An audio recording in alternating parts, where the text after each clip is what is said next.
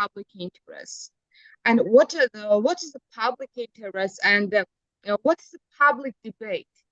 The debates about the problematic issues of the country. For example, how the government spends the money and the administrative resources, how they fulfill their responsibilities, how they make their jobs.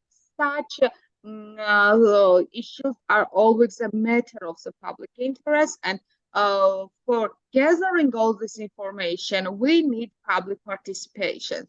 But for example, when the government is not so democratic, sometimes when the government is corrupt, they want to silence the media.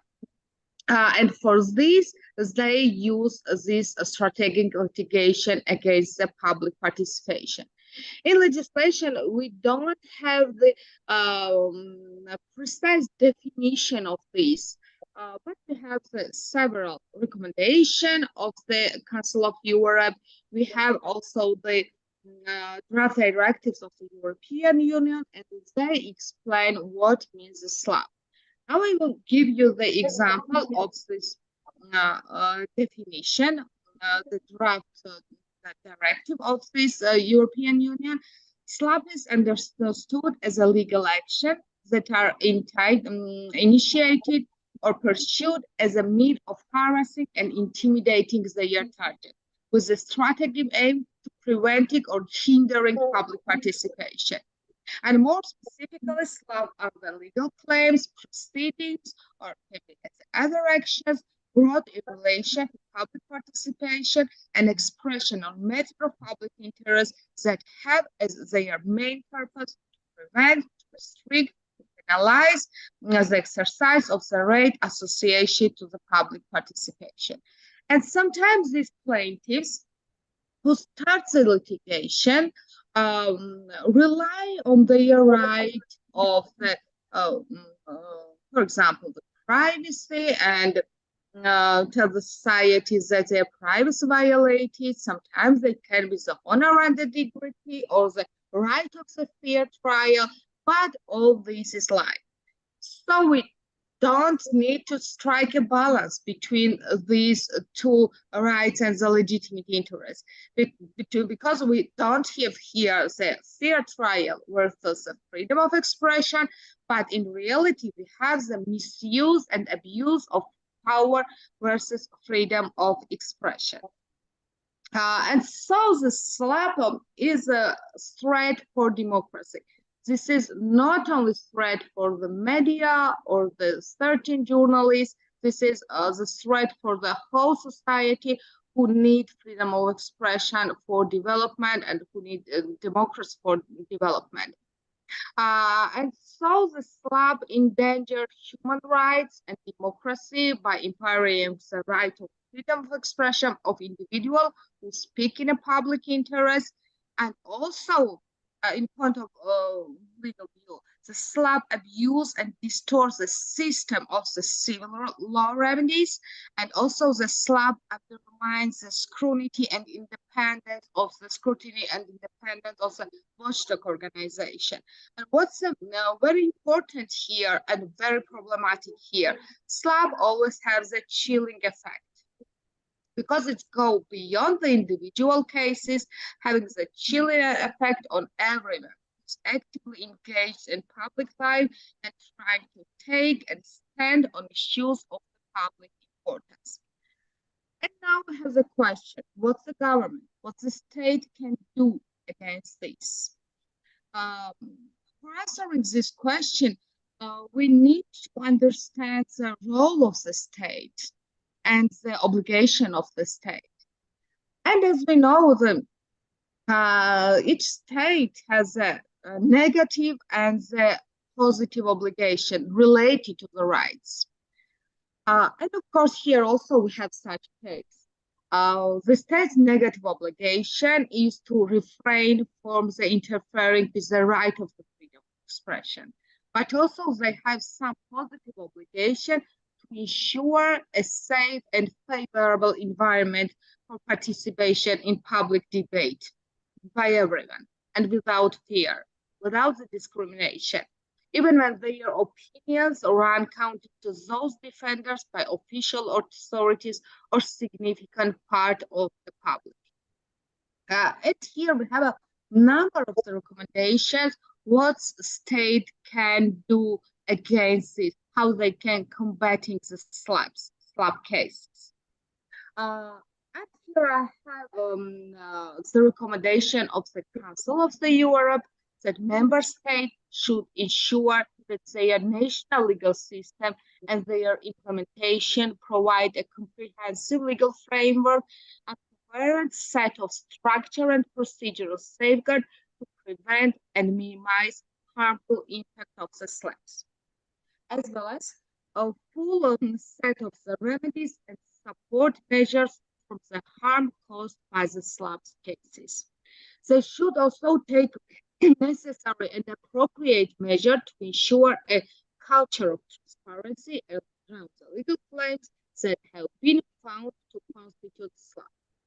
But this is somehow the general recommendation and not very precise recommendation, but the SLAPP cases and such kind of the litigation is really new for the whole world, and we will step by step develop and step by step better understand how to combat SLAPP cases. First of all, here we have very important question: how to identify SLAPP? Because as I mentioned already, we don't have such precise definition of the SLAPP in the legislation, and based case on case and the examples, we now have some examples and some knowledge how to identify SLAPP. And here are some of them. First of all, the initiator, typically a powerful political or economic actor. It can be not only the politician, but it can be, for example, the informal ruler, de facto ruler of the country, and especially in the countries where the lack of democracy, we can meet such influence person who really own all the state institutions and have a greater influence in the country. And sometimes the initiator of the SLAPP is such person or the family members or a close person of such informal ruler. But sometimes it can be also the MPs and some officials, and I will give you the statistical information of Georgia, who is the initiator in our case. And the legal actions are aimed at preventing public participation. The main aim not to protect the rights, but to punish the media and prevent the public participation of the active members of the society. Claims are usually unreasonable and disproportionate, without the legal ground and without real reasons for protection of the rights.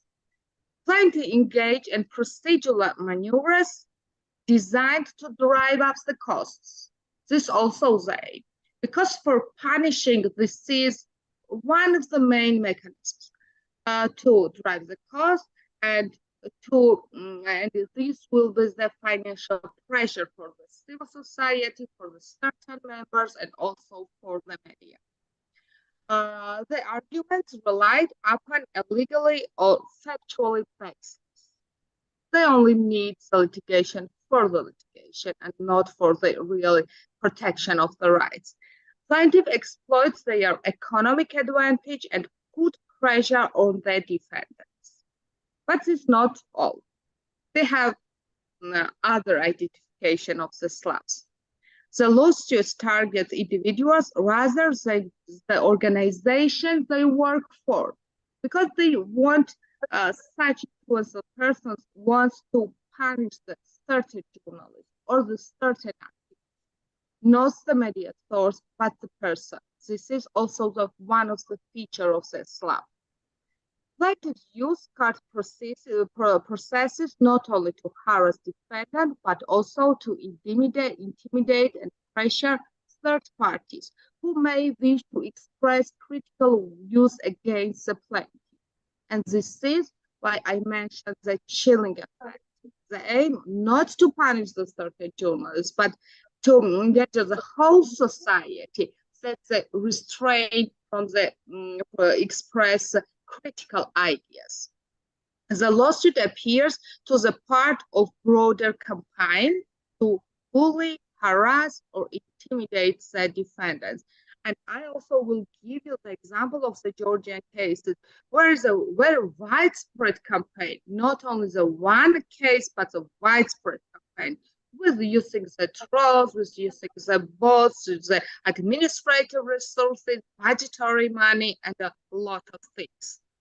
And the plaintiff has a history such SLAPP and other legal intimidation, because in such way they punish, as I mentioned, the active members of the civil society. I also want to give you examples of the regulation of SLAPP in the European Union and the Council of the Europe. And here also are the hyperlinks. I will send you this presentation if you want, and you can look at these recommendations. First of all, recommendation of the Committee of Ministers to Member States on the protection of the journalists and safety of journalists and other media actors. This is 2016. The previous year's recommendations, this is the Committee of Ministers to Member States on promoting a favorable environment for quality journalists in the digital age. And the proposal for the directive of the European Parliament and of Council against a strategic lawsuit against public participation. And here you also can read a lot of interesting things of what states can do, how they can fight against SLAPP cases. But in Europe, the countries don't have the specific law against the SLAPP. But after the directive, there will be the common rules and the common point of view what to do with this threat of democracy. But in some countries, we have special laws against SLAPPs. Common feature of the anti-SLAPP regulation in the specific laws or in the directives are follows. The right to an early motion to dismiss, because during this process, and it can be the long-term process really, media angels and the civil activists lost their human resources, the time and money, and this is the very big pressure for them. So the early motion to dismiss is very important in such cases. The second thing is the burden of proof on the plaintiff, because a plaintiff should spend the resources also for the legal consultation, for the advocacy, to prove that his or her rights are really violated. And the second is the protection for the defendant. And the defender, as already mentioned, in most cases are the active persons and active members of the society. And what are the benefits of anti-SLAPP law? Protection of the free speech and public participation, efficient resolution of the SLAPP lawsuits, and cost saving for defendants. This is very important.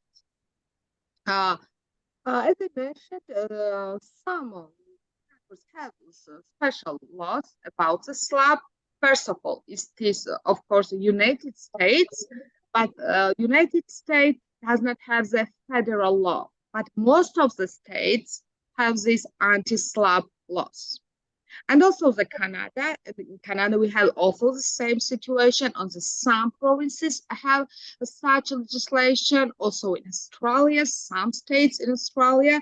And I also give you the very interesting examples of some Asia country, for example, the Philippines, and they have anti-SLAPP provisions, not in law or the criminal code, and so, but they have in the Philippines a Supreme Court's rule. These provisions I have in this rule, and but only for the environmental cases, because it's very big problem for this and very important issue for them. And also the Thailand has such anti-SLAPP laws, but they have such laws in the criminal procedure code. So this is a matter of approach. Some countries have such provisions in the criminal code, some, for example, in the law of the freedom of expression. It can be that special law about the anti-SLAPP litigation. But the main thing is that the country should have these two compared to SLAPP. What about the Georgia? We don't have this is very important problem, and this is really challenge for us, but we don't have the special law about the SLAPP. We don't have such provisions in our legislation, but somehow we can fight against it, and I will give you also these examples. But first of all, I want to give you information about the freedom of expression, Georgia, our legal framework, and reality, what where we live, and what for the challenges we have. First of all, Georgia, I will give you the examples of the United States, and then the Georgia, because the United States is really very good example, because the United States was the first country adopted the laws against the SLAPP, and this example will be very useful also for Georgia, also for Germany, because you also don't have the specific law yet. And U.S. protection of the journalists and human rights defenders, and give them some procedural safeguard and protection. First of all, this is the financial security. A court can decide to require that the claimant, the person or company who started the SLAPP case, provides security for the cost of proceedings. This is a financial, so-called financial protection of the defendants. The second thing is the early dismissal. A judge may decide to dismiss after appropriate examination a claim as manifestly unfounded at the early possible stage in its proceeding. In case an applicant for an early dismissal has been lodged, it will be for a claimant to demonstrate that the claim is not manifestly unfounded. The next thing is a cost, because SLAPP cases often aim to the financially wear out the journalist. A court can decide that the claimant must bear the cost of the proceeding, including the cost of the legal representation of the SLAPP victims. And the next, the penalties. In case of abusive court proceeding, a court can decide to impose dissuasive penalties or other appropriate measure on the party who brought the proceeding. And also, we have some other procedural safeguards, a broad range of SLAPP protection mechanisms provided by law, suspension of court proceeding upon filing of anti-SLAPP motion, shifting the burden of proof to the plaintiff to defeat of anti-SLAPP motion, the right and intimidate interlocutory appeal, reimbursement of the financial costs, car costs, and the attorney's fees caused by the SLAPP, the possibility of a broad interpretation of the anti-SLAPP legislation and the presumption. And I like this last one very much, in favor of the anti-SLAPP motion until proven otherwise. This is very important for the protection and for a short time procedure. So now about the constitution of the Georgia Constitution, we have the Article 17, right for the freedom of opinion, information, mass media, and the internet. And last amendment in this article we made in the 2017. So this is a new article with the modern views of the freedom of expression. Freedom of opinion and freedom of expression shall be protected. No one shall be persecuted because of his or her opinion or for expressing this opinion. Every person has a right to receive and impart information freely, and mass media shall be free. And very important that based on our constitution, neither the state nor individuals shall have the right to monopolize mass media or the means of dissemination of information. And the third one, everyone has the right to access and freely use of internet. This is a provision of the Georgian constitution, and not many constitutions in the world have this provision. So we have constitutional protected the right of free access to the internet. Of course, this is not unlimited right. The right can be limited if we have some legitimate aim, and the restriction of these rights are very likely to this European Convention of the Human Rights. Yes. What are the legitimate aims? It should be necessary in a democratic society for ensuring national security, public safety, territorial integrity, for the protection of the right of the others, for the prevention of disclosure of the confidential information. And in SLAPP cases, as I mentioned, plaintiffs always rely to this legitimate aim, protection of right of the others. They always rely, but this is like yes, I told, because it's abuse right and not a real aim to protect the legitimate aim. And also in this provision of constitution, we have some guarantees of the independence of this public broadcaster, and it should be free from the substantial political and economic influence. And also we have some guarantees of this independent regulatory authority. Yes, who regulates broadcasters.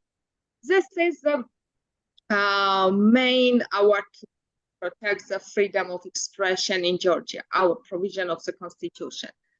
But what about the legal framework and the other laws?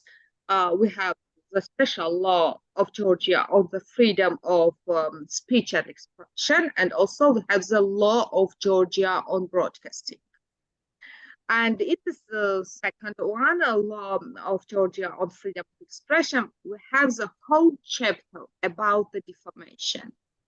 And we have in this chapter, in this provision, we have a guarantees how to strike a balance between this personal rights and the freedom of expression, and how to protect the journalists. And I will give you some examples of this article.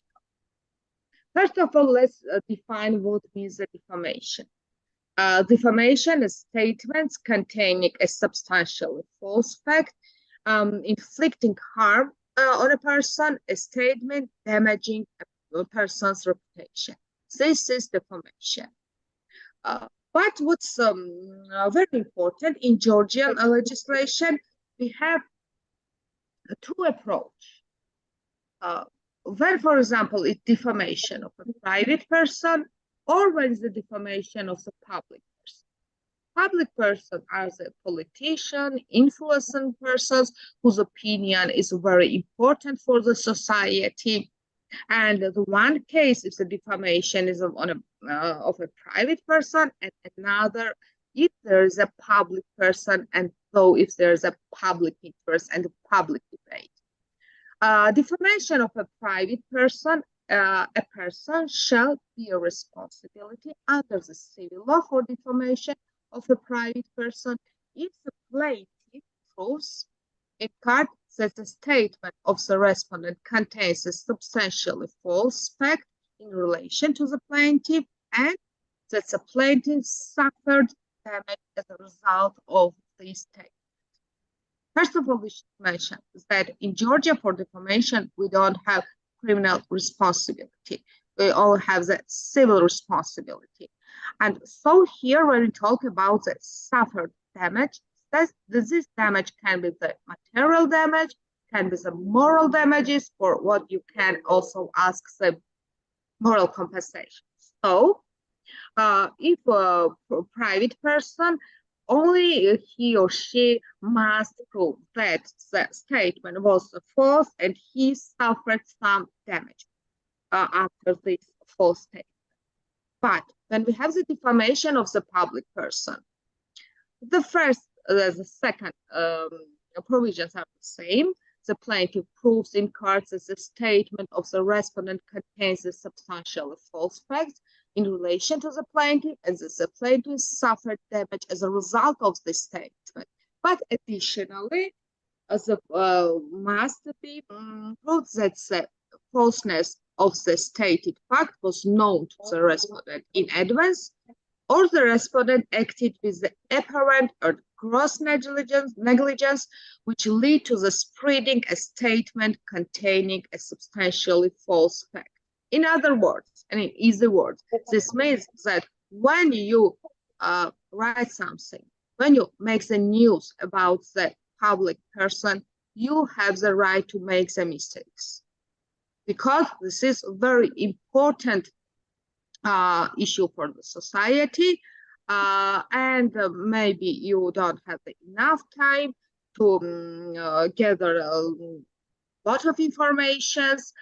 Maybe this is very important to spread this information rapidly. So in this case, you have right to make the mistakes. But what about the private person? Then you don't have so-called right to make mistakes.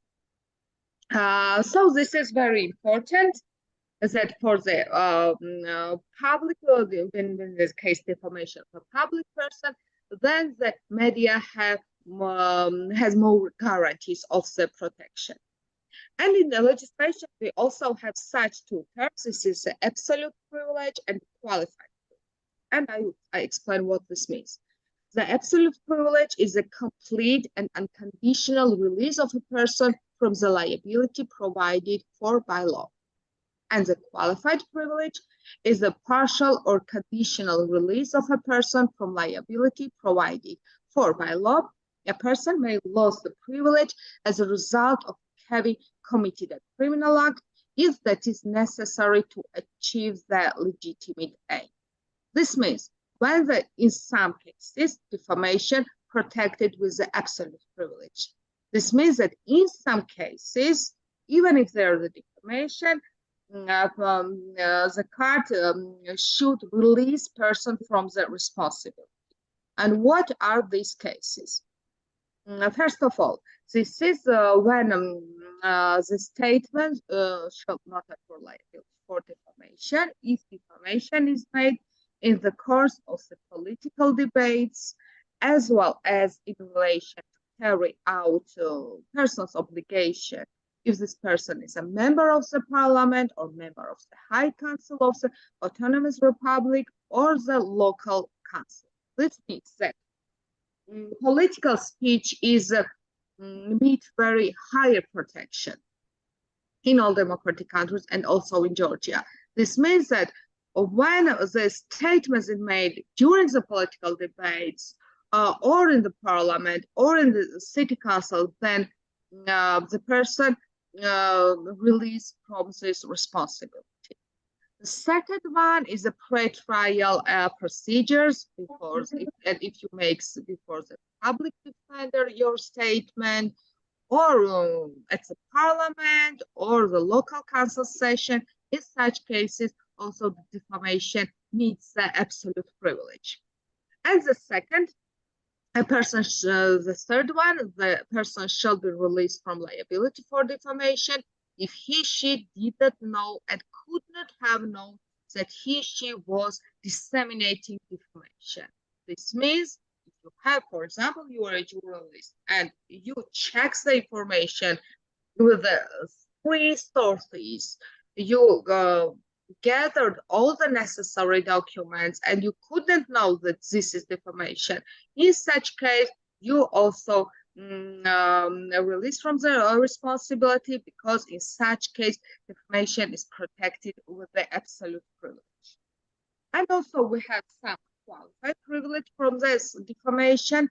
A person shall be granted a qualified privilege for the statement containing a substantially false fact if the person took reasonable measures to verify the accuracy of the fact, but was not able to avoid a mistake, and took effective measures in order to restore the reputation of the person damaged by the defamation. For example, if you disseminate defamation, and after some time, maybe after hours or after some days, you have known that this was the defamation, and then you disseminate the correct fact and maybe apologize. This is up to you. This is not the obligation of the law. In such cases, court can decide that here we have the qualified privilege for the defamation and also release a person the responsibility. And the second one, if he or she aims to protect the legitimate interests of the society and the benefit protected exceeds the damage caused. If this means if, for example, the media makes a report about a very important issue for the society, this can be the political, economic, social issues. If, for example, you make some report about the pension reform in your country, or, for example, the corruption or high corruption cases and so on, in such case, the benefit protected always exceeds the damage caused. If the statements, the next one, was made with the consent of the plaintiff, in such case, you also can meet the qualified privilege. And if the statement was a fair and accurate report in relation to the events attracting public attention. So always, when we have the public interest, always we have the public debate, always we have the public participation, this prevails, and the freedom of speech in such cases should be protected. And the respondent in the litigation on defamation, it's always media owner, media outlet should be the respondent in the litigation of defamation and not the journalist. But in SLAPP cases, this sometimes happens opposite, really. And the court always wants to punish the journalists and not the media source.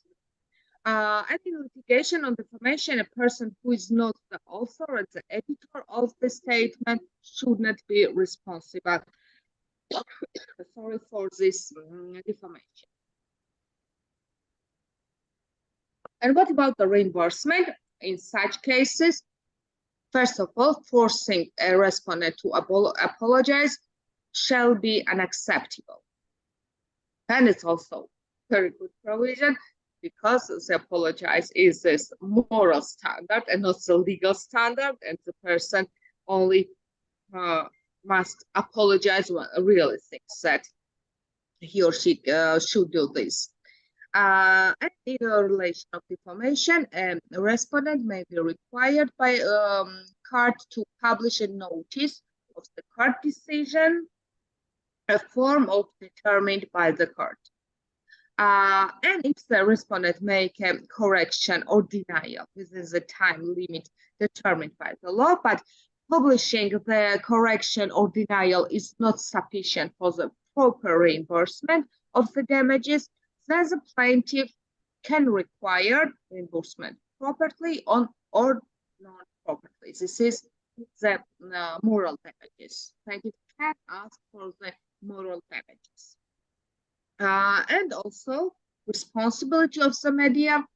If information defaming the honor, dignity, business reputation of the privacy of the person has been disseminated in the mass media, then it shall be retracted in the same media source. And also always the person has the right to response. If, for example, defamation was about me, I can ask the media source to give us the right to respond in this media. So as you see, we have the good legislation, yes, related to the freedom of expression on defamation. Then other thing, how these good regulations works in reality. But these all standards are really very high standards of the protection of the freedom of expression.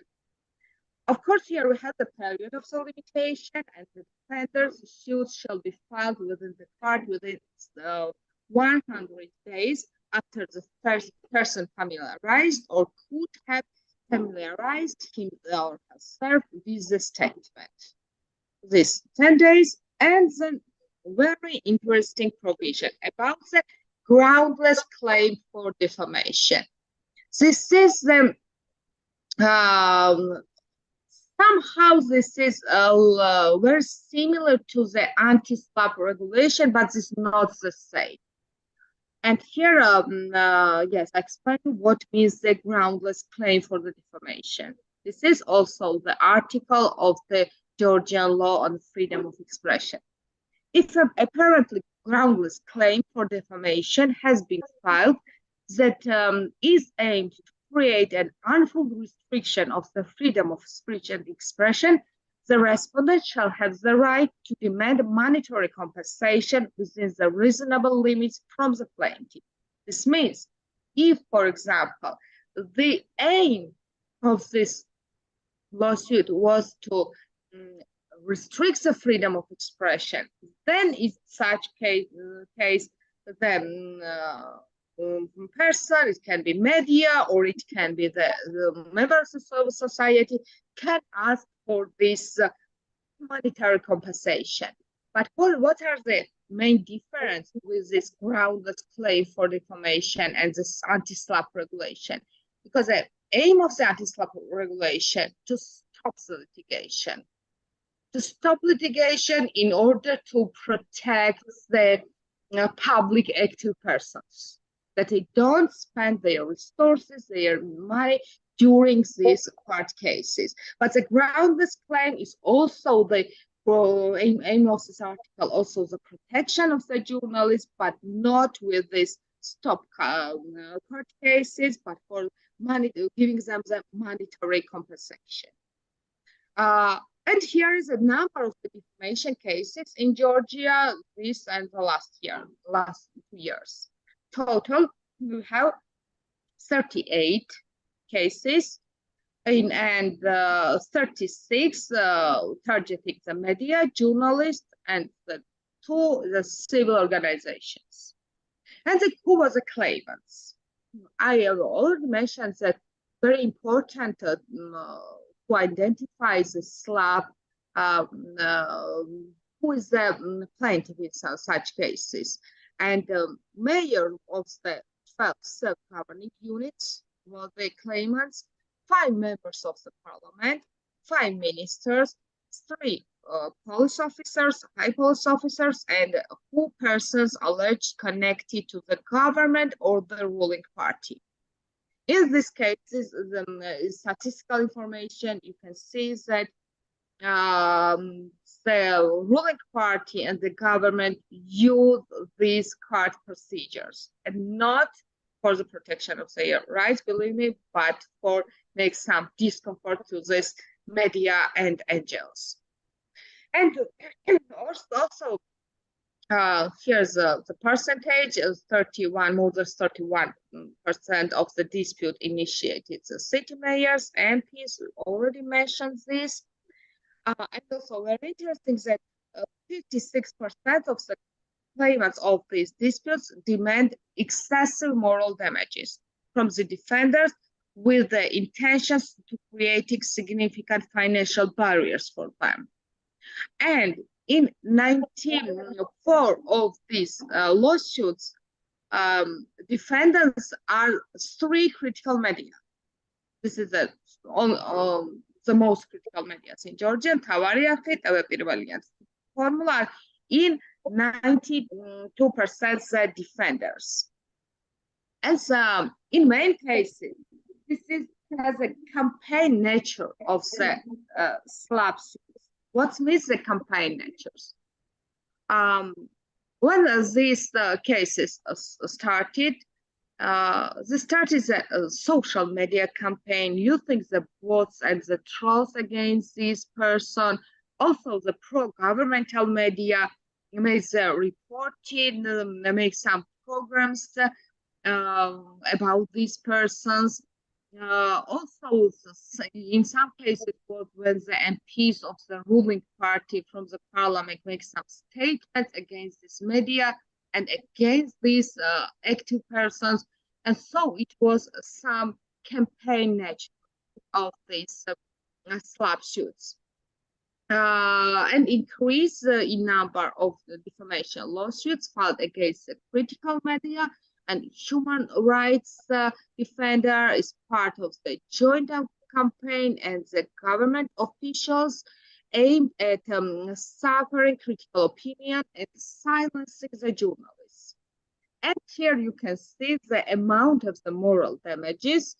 You can see this number 5555, and now explain why this is such amount of the money for the moral damages.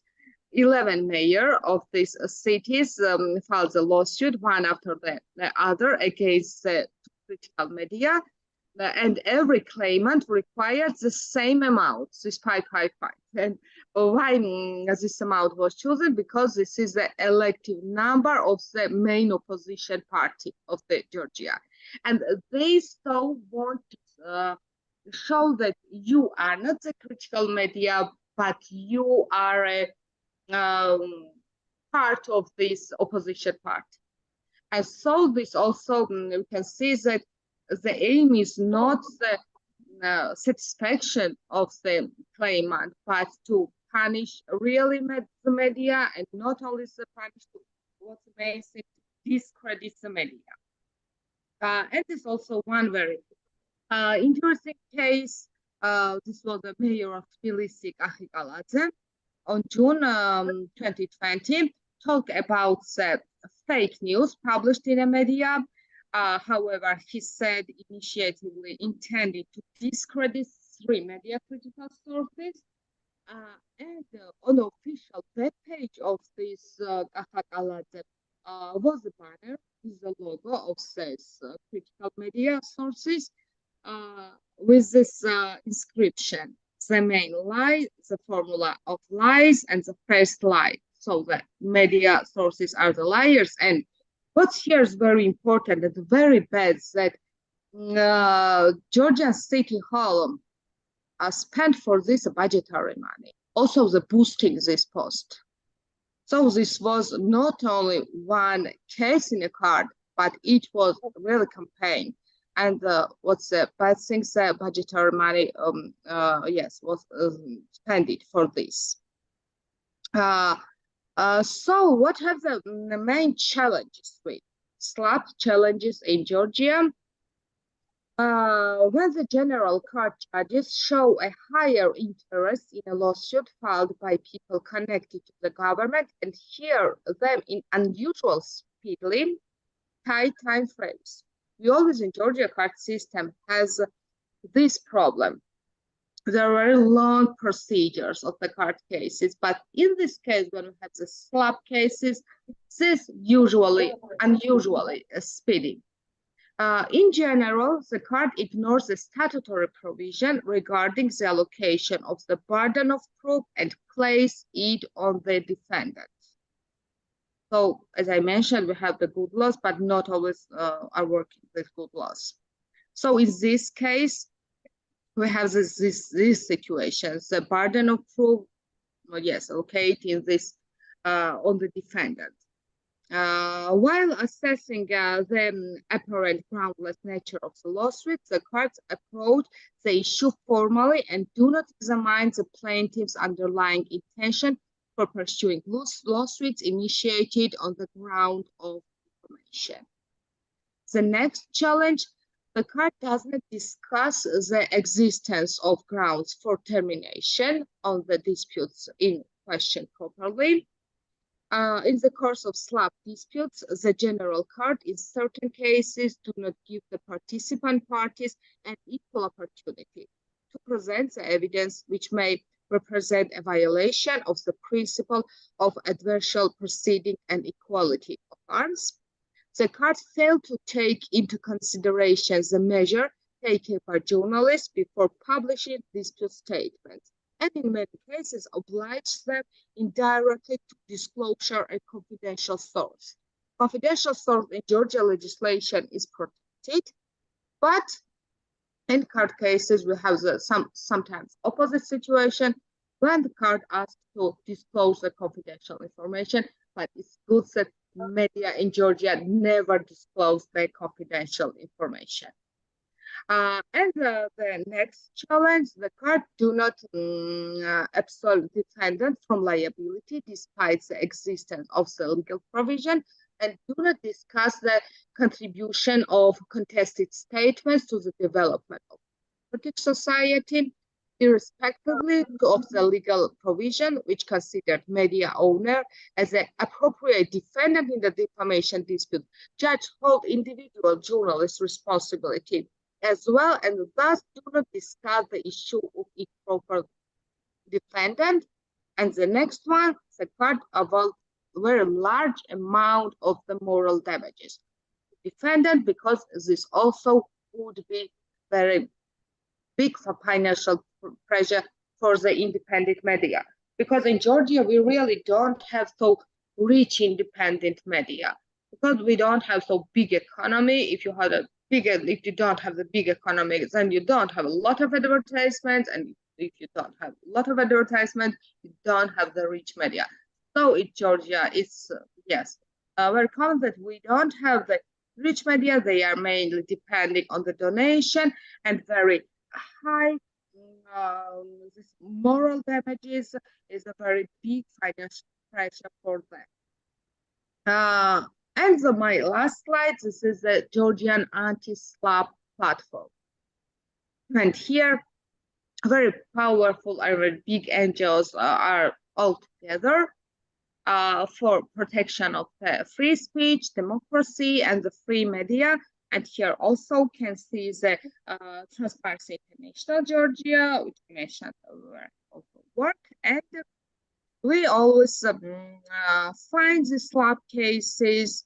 We try to define the feature of these cases, and then we try to speak loudly about this, that this is a problem, and that the democracy and the free media should be protected. Yes, this is all what I want to tell you. And I hope that, and I'm sure that after the 1 year, after the 2 year, we will have the better regulation as a whole world, not only in Georgia, also in European Union, and we all together can protect the democracy and protect the public participation. It's very important for the development of our countries. This was all. Thank you very much for your attention. And if you have any question, please ask me.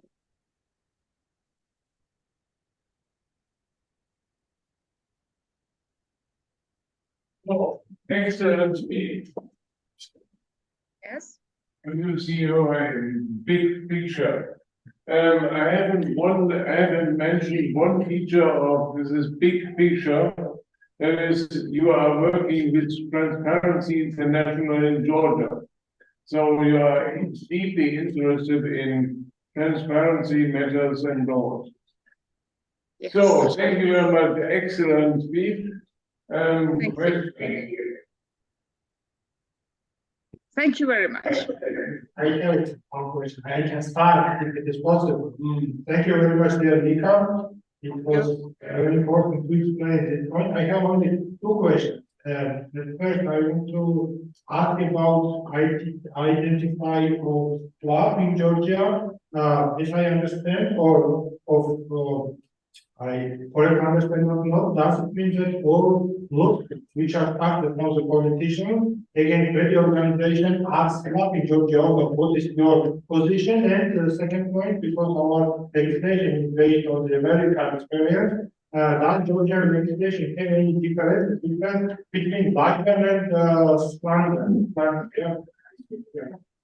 Right? Slander and libel or no? What does it matter for the Georgian cases or not? This is my question or no?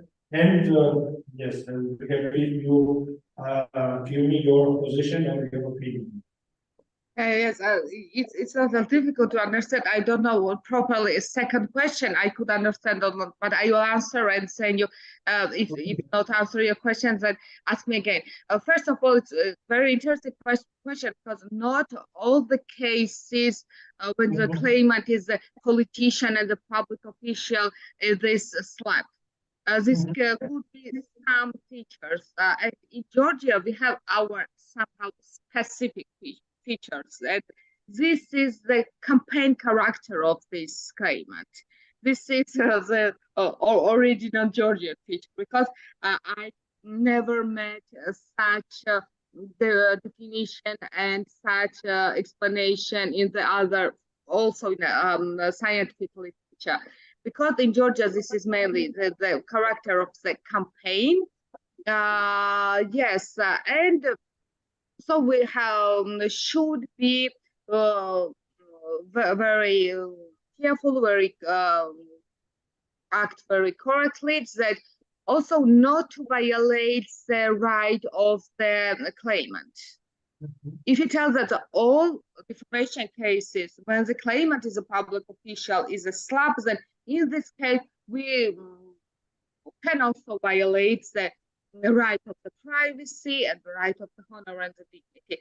But based on the statistical information and based on the reality, we are mainly these cases are the SLAPP cases. Okay, thank you very much. Thank you. So can I ask you one thing? I am deeply divided into two parts. On the one hand, I like very much anti-SLAPP. On the other side, I think it's dangerous because it's violating fundamental principle of our state law. Because you're always talking about excessive views and excessive demand. We're talking about disappropriate measures. How can you say that a big company is acting bad if they're suing against a bad journalist? And how can you decide between the bad cases and the good cases in anti-SLAPP? Yes, thank you very much for. Oh yes, for your question. It's always more complicated when the case is about some big companies, and when the case is about the business. It's always complicated in such cases because we first of all have to define the motivation of these companies. The motivation in these cases where one part is a politician and or some informal ruler, or sometimes when we have, for example, the pre-election period, is always easy to define the motivation of this person. But in a company case, this is more complicated. We first of all have to define what they aim and why they, for example, want to punish some civil activists of some media stores. But in Georgia, we don't have too much such cases. In Georgia, when it has SLAPP cases, this is mainly about the politicians. But for example, if you have a big company and if there are some activists on environmental cases and environmental issues, and these activists always criticized you at the company, and you want to escape from this critic and from this person, in such cases, I can that this is more easy to identify that your aim is not to protect your right, but your aim is to punish this civil activist. But again, it's very difficult to discover the real motivation behind the claim. Yes. So I am deeply torn into two paths.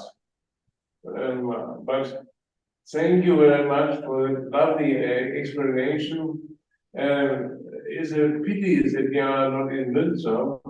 We should change that. You know, you have to come now to Münster. That is an obligation. Everybody who is giving a lecture on Zoom has to come to Münster. So you are really invited to come to Münster, like your first great first speaker, Sergey. So thank you very much. See you in Tbilisi. I have said I'm coming in September to Tbilisi, and perhaps we have a chance to meet in this lovely hotel rooms again. Yes. Okay. And also hopes that you will have the public lecture and you will also be the guest lecturer at the Georgian University. Okay, thank you very much. Thank you very much. Thank you, all the participants. Thank you. Bye-bye. Goodbye. Goodbye. So now we are next to me on game of this. Goodbye. Bye-bye.